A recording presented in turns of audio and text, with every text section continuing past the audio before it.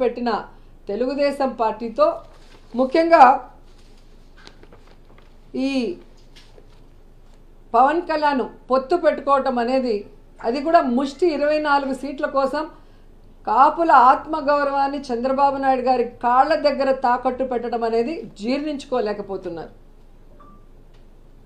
అలాగే పవన్ కళ్యాణ్ మీటింగ్లో CM CM అని అరిచే ఆ పిచ్చి జన సైకోలకి ఈరోజు ఆ తల ఎక్కడ పెట్టుకోవాలో కూడా అర్థం కాని పరిస్థితి.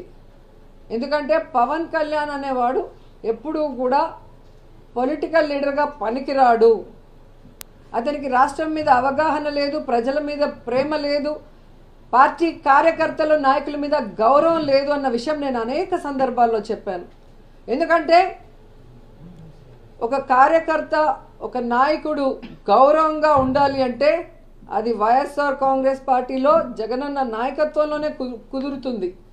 సొంత జెండా సొంత అజెండాతో ప్రజలకి మంచి చేస్తూ నేను వైఎస్ఆర్ కాంగ్రెస్ పార్టీ నాయకుడిని, నేను వైఎస్ఆర్ కాంగ్రెస్ పార్టీ కార్యకర్తని అని గర్వంగా చెప్పుకునే విధంగా కాలరెగరేసి గ్రామాల్లో వార్డులో తిరిగే విధంగా ఈరోజు జగన్మోహన్ రెడ్డి గారు ఇచ్చిన మాటకి కట్టుబడి పరిపాలిస్తుంటే తెలుగుదేశం వాళ్ళు జనసేన వాళ్ళు గ్రామాల్లో వార్డుల్లోకి వెళ్ళటానికి కూడా భయపడే పరిస్థితి. ఎందుకంటే చంద్రబాబు నాయుడు ఏ రోజు కూడా చెప్పిన మాట మీద నిలబడలేదు, ఇచ్చిన మేనిఫెస్టోకి కట్టుబడి ప్రజలకి చేయలేదు.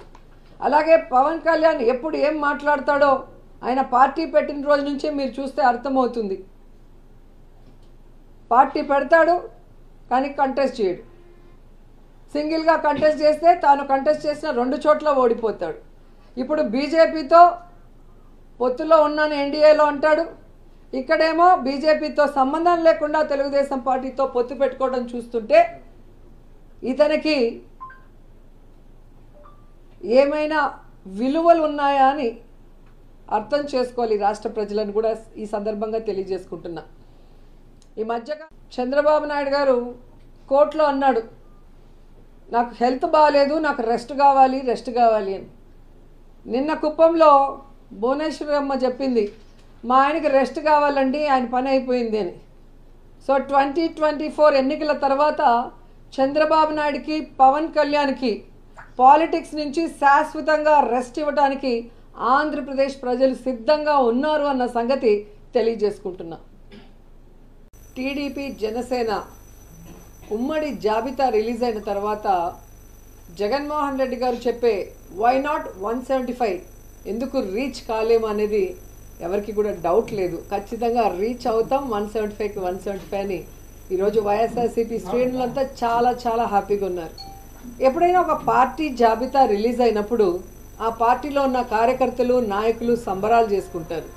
అదేంటో కానీ టీడీపీ జనసేన జాబితా విడుదల చేసిన తర్వాత టీడీపీ జనసేన కార్యకర్తలు నాయకులు ఏడుస్తుంటే వైఎస్ఆర్సీపీ కార్యకర్తలు నాయకులు డబుల్ హ్యాపీగా సంబరాలు చేసుకుంటున్నారు. ఎందుకంటే ఈరోజు ఆ జాబితా చూశాక పవన్